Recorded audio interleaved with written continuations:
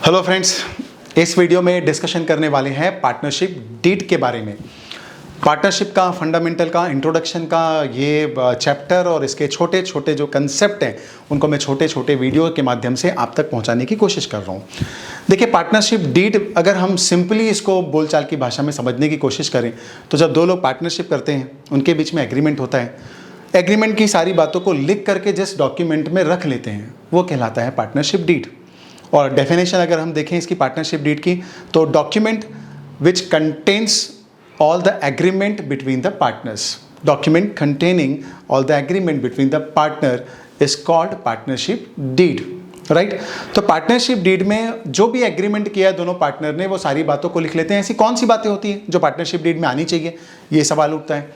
तो जैसे पार्टनर के सारे लोगों के नाम, एड्रेस, उनकी डिटेल्स, राइट, फर्म का बिजनेस का नेचर क्या होगा, फर्म के बिजनेस का हेड ऑफिस क्या होगा, और सारे पार्टनर्स के क्या राइट्स होंगे, क्या ड्यूटीज़ होंगे, अगर वो हम डिफाइन करना चाहते हैं तो वो सारी बातें भी लिखी जाती है पार्टनरशिप डीड में।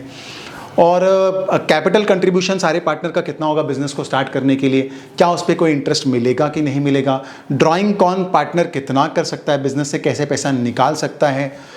फिर अलग अलग बहुत सारी ऐसी बातें कि भी प्रॉफिट एंड लॉस का रेशियो क्या होगा उनके बीच का, उनके बीच की म्यूचुअल अंडरस्टैंडिंग कैसी होगी, क्या गुडविल का वैल्यूएशन किया जाएगा तो कैसे किया जाएगा, कोई नए पार्टनर का एडमिशन होगा तो क्या शर्तें होनी चाहिए, किसी पार्टनर का रिटायरमेंट होना होगा तो क्या टर्म्स एंड कंडीशन उस समय होगी, पार्टनरशिप फर्म अगर डिसॉल्व हो जाएगी, बंद हो जाएगी तो अकाउंट का सेटलमेंट कैसे करना है।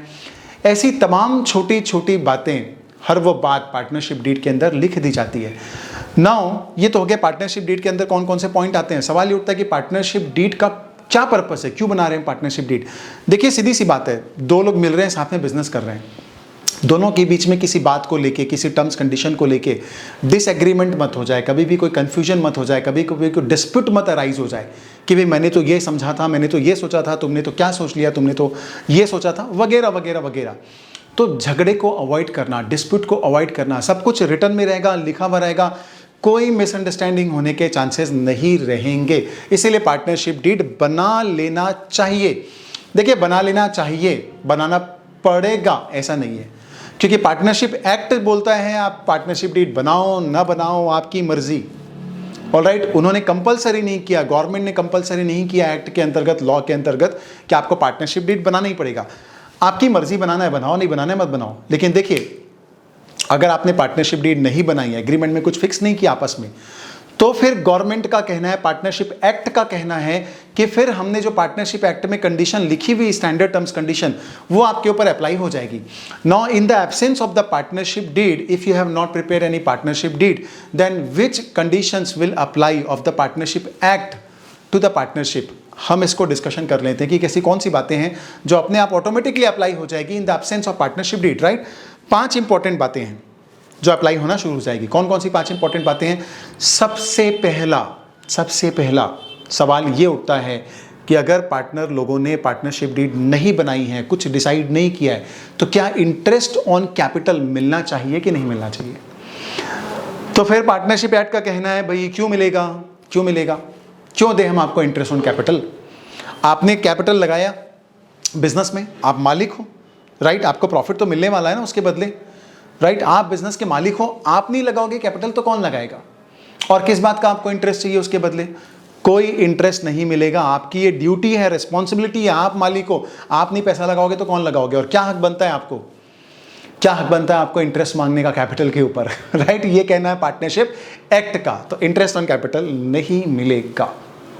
दूसरा पॉइंट, सैलरी टू पार्टनर, क्या ये मिलना चाहिए पार्टनर को सैलरी। तो पार्टनरशिप एक्ट का कहना है बिल्कुल नहीं मिलना चाहिए। क्यों मिलेगा, क्यों देना चाहिए। भाई आप बिजनेस के मालिक हो, आपका बिजनेस है, आप बिजनेस के लिए काम नहीं करोगे तो कौन काम करेगा। और अगर आपने काम किया तो कौन सा एहसान कर दिया। किस बात की सैलरी मांगते हो आप, किस बात की तनख्वाह मांगते हो। कोई एम्प्लॉय हो आप बिजनेस के, कोई नौकर चाकर हो आप बिजनेस के, नहीं मिलेगी सैलरी। काम करना, बिजनेस को चलाना आपकी ड्यूटी है, रिस्पॉन्सिबिलिटी है, राइट, आपको नहीं मिलेगी salary. Alright, now third point, क्या इंटरेस्ट ऑन ड्राइंग। जो इंटरेस्ट ऑन ड्राइंग होता है, मतलब पार्टनर लोग बेचारे बीच बीच में थोड़े थोड़े पैसे घर की ज़रूरतों के लिए निकाल लेते हैं, क्या बिजनेस को उस पर इंटरेस्ट चार्ज करना चाहिए।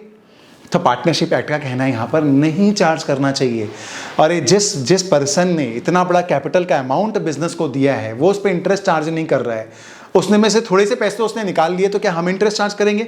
अच्छा लगेगा? बिल्कुल नहीं। तो ड्राइंग पर भी इंटरेस्ट चार्ज नहीं किया जाएगा। तो ये 3 इंपॉर्टेंट कंडीशन हो गई। पहले तो कि कोई सैलरी नहीं देंगे, कोई इंटरेस्ट ऑन कैपिटल नहीं देंगे, कोई इंटरेस्ट ऑन ड्राइंग चार्ज नहीं किया जाएगा। सवाल ये उठता है कि प्रॉफिट एंड लॉस का रेशियो क्या होगा? भाई अगर कुछ भी तय नहीं हुआ तो क्या रहेगा?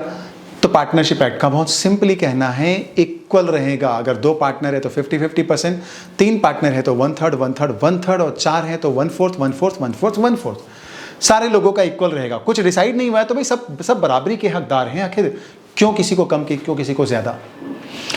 5वीं इंपॉर्टेंट बात, अगर जरूरत पड़ने पर पार्टनरशिप फर्म को पैसे की जरूरत पड़ गई और किसी पार्टनर ने इंटरेस्ट के अलावा और एक्स्ट्रा पैसा लोन के रूप में दे दिया, जो अगर वो नहीं देता तो हम मार्केट से कहीं ना कहीं से लेते हैं इंटरेस्ट पर, वो दे दिया उसने बेचारे ने, तो सवाल ये उठता है क्या उस पर उसको इंटरेस्ट मिलना चाहिए कि नहीं मिलना चाहिए? तो पार्टनरशिप एक्ट का कहना है उस पर इंटरेस्ट जरूर मिलना चाहिए। भाई वो तो पैसा उसने एक्स्ट्रा दिया है ना, राइट? कैपिटल का पैसा सबने लगाया, उसने भी लगाया, बात बराबर हो गई।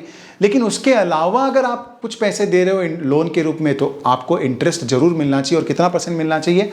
रीजनेबल रेट पर 6% पर एनम आपको इंटरेस्ट मिलना चाहिए।